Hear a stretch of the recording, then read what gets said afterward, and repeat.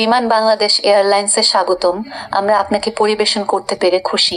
অনুগ্রহ করে আপনার ট্রান্সসিভার বন্ধ করুন এবং আপনার সিট বেল্ট পরুন। আমাদের সাথে ফ্লাইট বেছে নেওয়ার জন্য আপনাকে ধন্যবাদ এবং আমরা আপনাকে একটি নিরাপদ ফ্লাইট কামনা করি।